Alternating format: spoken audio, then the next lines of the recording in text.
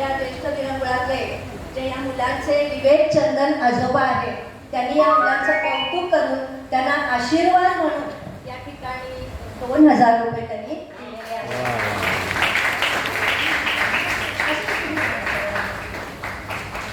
आणि दुसरेही एक आजोबा आहेत, त्यांचं नाव आम्हाला माहीत आहे पण ते नेहमी सांगत नाही, तर त्या आजोबांकडून एक हितचिंतक म्हणून त्यांनी 1000 रुपयाचं बक्षीस या मुलांसाठी दिलेलं आहे. धन्यवाद सर्व आजोबांचे. आणि त्याबरोबर या मुलांचे काही आहेत विचारे मॅडम. ही उभरती तरुण पिढी आहे आणि तरुण पिढी करून तरुण पिढीला आणि आपल्यासारख्या वृद्ध मध्यमवर्गीय लोकांना दिलेला जो संदेश आहे की वृक्षतोड होते, त्याने किती हानी होतीये, वारंवार मोबाईल हातात आला की डोळे आणि आरोग्याची किती हानी होते, हे सगळ्यांना माहिती आहे. सगळ्या माध्यमातून आपल्याला हे सगळं माहिती आहे, पण आपले अजून डोळे उघडत नाहीये.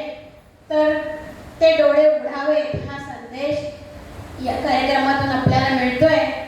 कविता विभावरी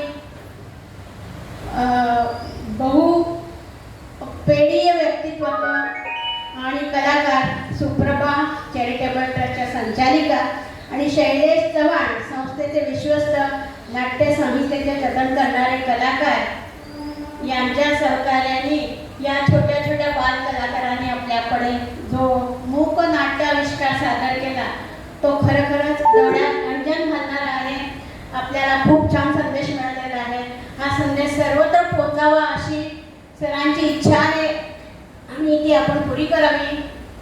बऱ्याच लोकांना याबद्दल सांगावं आणि हा कार्यक्रम सादर करण्यासाठी आमंत्रित करावं अशी मी विनंती करते.